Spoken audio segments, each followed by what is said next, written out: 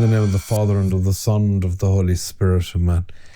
You're very welcome to the Brendan Option, coming to you courtesy of Immaculata Productions. I'm Father Brendan Kilcoyne. If you like this work, would you hit the subscribe button? It won't cost you. Keep the comments coming. We read them all. I don't answer comments, but we'll read them all. And would you keep us in the prayers? Yeah, it would be no harm to say a few words about the situation regarding the current campaign for the Irish presidency. Now, for those of you who aren't Irish, the presidency of Ireland is largely a figurehead. It's kind of how would you put it, parallel to royalty, in the sense that it's very much symbolic. It's hugely respected.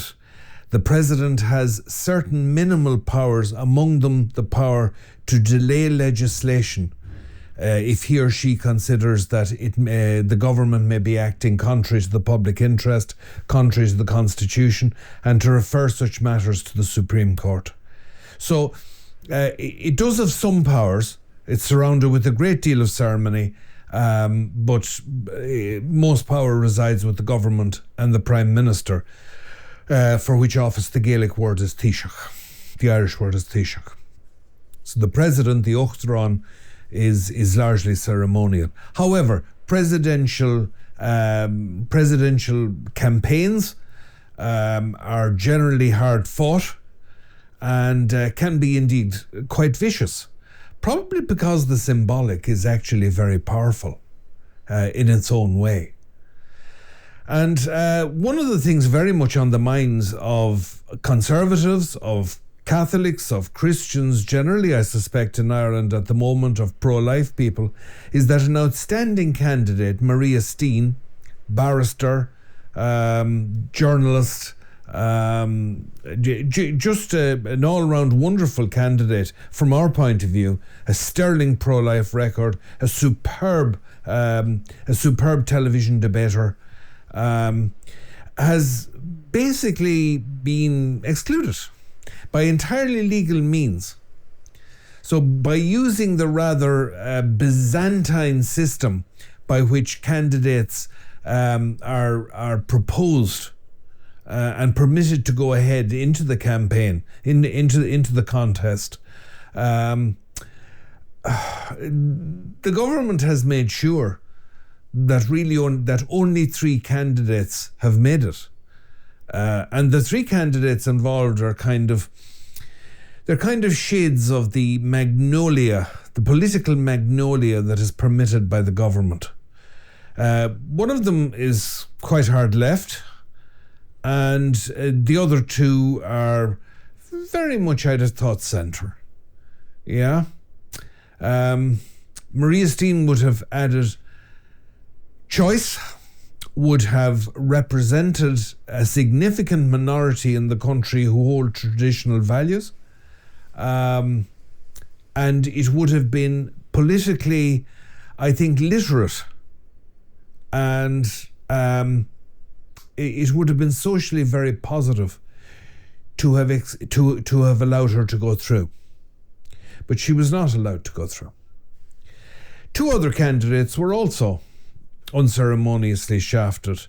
One of them, Nick Delahanty, former lawyer, and a very tremendously capable guy who has given up a brilliant career, basically in order to serve the public as a public servant. And he has been operating in terms of researching a whole load of things in this country that needed researching and which weren't being researched adequately by our media, who is generally felt, well, it's felt by a lot of people, are far too close to the government. And you had another excellent candidate, Gareth Sheridan, also excluded. Now, these people were not illegally excluded. I'm not alleging that. Nobody is. But they were given, by procedural sleight of hand, the kiss of death. And it was made sure that none of them got through. So we have a level of choice which might be envied by those who formerly ruled the Soviet Union. You can vote for X or you can vote for X, or you can, on a bad day, vote for X. Yeah. Now, there are three different candidates, but in a strange way, although one of them is very left-wing, they're all pretty much singing off the same hymn sheet. It's very hard to describe, in that the left and the centre, and even some of the right nowadays, somehow manage to come out of the same stable. I'm not sure how that works. But I do know one thing, is that none of them are pro-life. None of them are coming from a pro-life background. So none of us are effectively being represented. So the symbolic head of the Republic cannot be somebody, probably wouldn't have been somebody, but now cannot be somebody who would represent us or our like, our political and religious and spiritual like, philosophical like. What am I saying?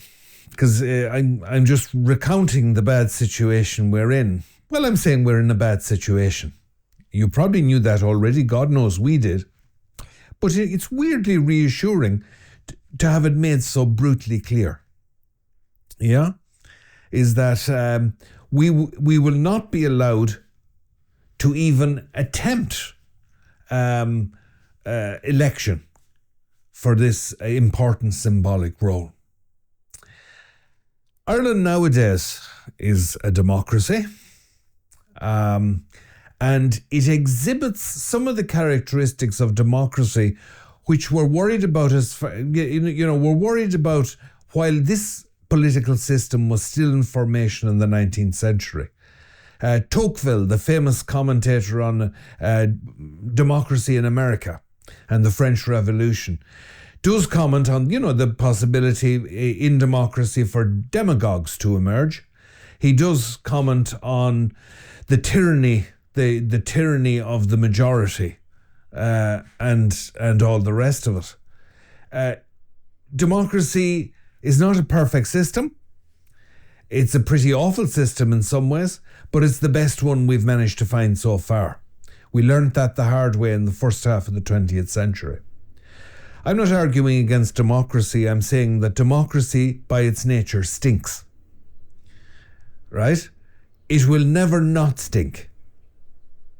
I believe in democracy. It will never not stink. I just wish it didn't stink so much. I would have thought that, we could have controlled stench. An acceptable level of stench. Stench for the delicate nose. Even stench for the only moderately tolerant nose. But what we have is a level of stench which would rival a defective septic tank in a hot August. This is no good. And I'm afraid the government, who contain many good people, the government are shameless. They're quite shameless about this. The government is formed by an alliance of the two main political parties.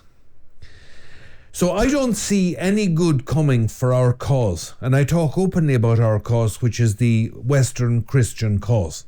Yeah? I don't see any good coming for our cause in the near future in this country. Yeah? As I said, you can have X, X, or X, depending on what form you're in.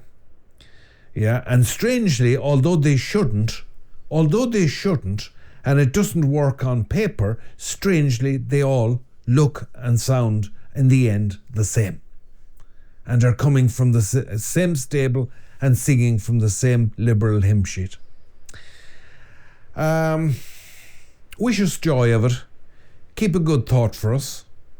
As somebody once said, that the huge spike in O'Connell Street was a wonderful image for the new Ireland. It was bold, it was impressive, it was pointing nowhere. In the same way, the best I can say about the current state of Irish politics is that they are full of sound and fury. signifying nothing. Maybe it would be better if somebody from Brussels just came over as a governor and make the thing obvious. Anyway, that's enough from this aging cynic. No, don't put that in. That's enough from this aging, stupid little priest.